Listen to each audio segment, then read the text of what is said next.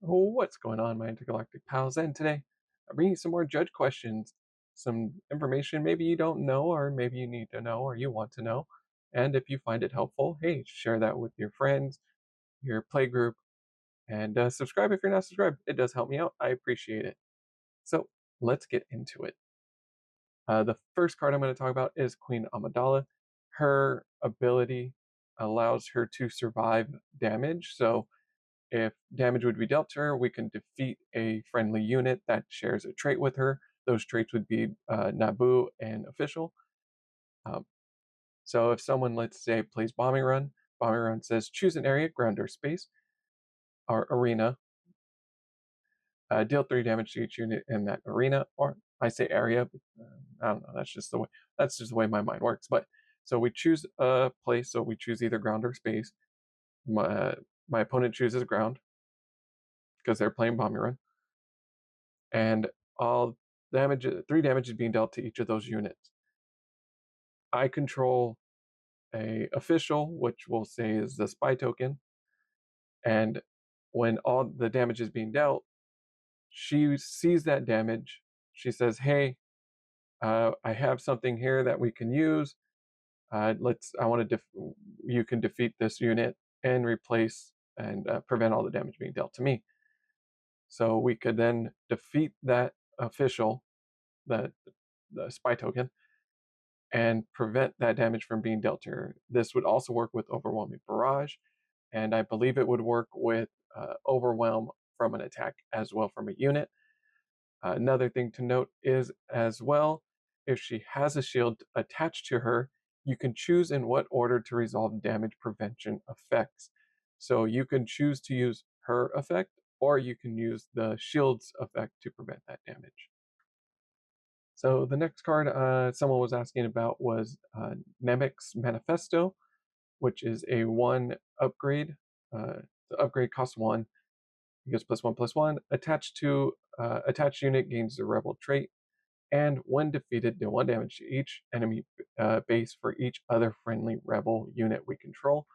They were asking if my opponent plays Super Laser Blast and defeats everything, will the Manifesto see that uh, defeated effect while I still control those rebels, or all those rebels being defeated at the exact same time? The way it works is if the attached unit would be defeated during an effect like Super Laser Blast, it would not do any damage as all units are defeated at the same time.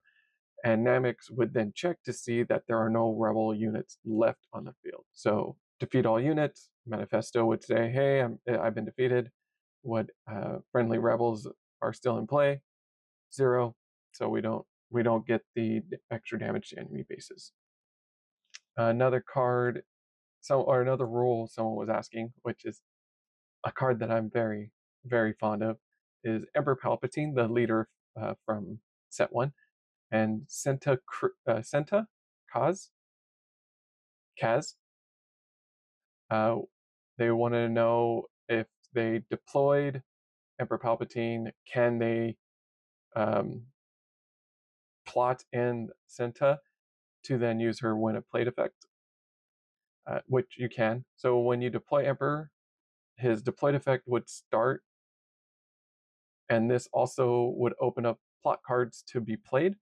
You can play Senta and use the win plate effect of her to have Emperor Palpatine attack, allowing you to use the on attack effect to defeat the Senta to deal 1 damage to a unit, draw a card, and draw a card because that is Emperor Palpatine's effect. Once the effect and the attacks are done, you can use the deployed effect of Emperor Palpatine to gain control of a damage unit opponent controls. Um, so yeah, it's very clean. You deploy Emperor Palpatine. He would then add his deployed effect, but you can also now play plot cards. You would plot her in. You would then use her when played ability, which is you may attack with a unit you control. You could target the Emperor Palpatine. He would then attack. His on attack trigger would activate. Then you could use his on attack to defeat the Senta to deal 1 damage and draw a card. Then once the attack is completed, you would go back, resolve the Emperor Palpatine's effect to then target a unit that has been dealt damage or has damage on it and gain control of that. And then we don't want to forget to put the top card of our deck into our resources exhausted for the plot. So someone was asking if I have Han 2 and I activate Han 2's effect to play the Stolen Land Speeder and it comes into play, it gets 2 damage. Why doesn't it go to my opponent's side and why can't I get its bounty? The way it, and then they were also asking, like, well, if I have 2 uniques and I use Han 2's ability to play a unique unit that I already have in play, but I play a second one from my hand, and that gets dealt 2 damage, and it has 0 health, and I choose to defeat the one that doesn't have any damage, and then I defeat the other one, or vice versa. Um, why can I do that? So the whole breakdown is the game state. So when you play a unique character and you control a unique character and they're both the same unit, we'll use Namek as our unique. So let's say we control a Namek in play. We use Han 2's ability to play a second one. Then I choose to defeat the the non-damaged one. I then have his on defeat effect to resolve. I reveal the red and heroism. Create a spy token comes into play and then ready it. Then the one that came in from Han's ability, which deals the 2 damage to it, is then defeated because 2 damage, and then I would resolve that effect. When there are 2 units of the same unique name in play, the game does a check, and it sees that there are 2 units that share the same unique name. We have to pick one and keep one on the field and the other to defeat. Now, that's when the game does its step-by-step checks. It says, oh, there's 2 Nameks on the field. One of them has to go. Now, with Stolen Land Speeder, Han Solo's effect puts it into play, makes it cheaper. When Stolen Land Speeder comes into play, Han 2's effect, it puts the damage on it, and before we can resolve the when played effect to give it to our opponent, it's defeated because it has 0 HP, and it's put into the discard pile. Another one a lot of people kind of get, some people don't understand. One of them is the new one being DJ.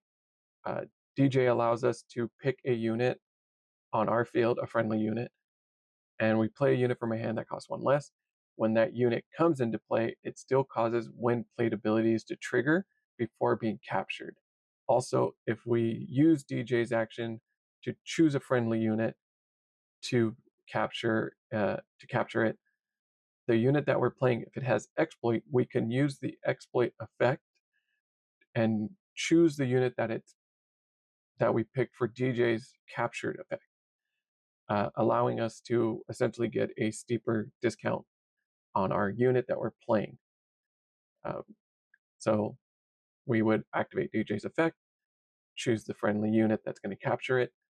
We're declaring the unit that we're going to play.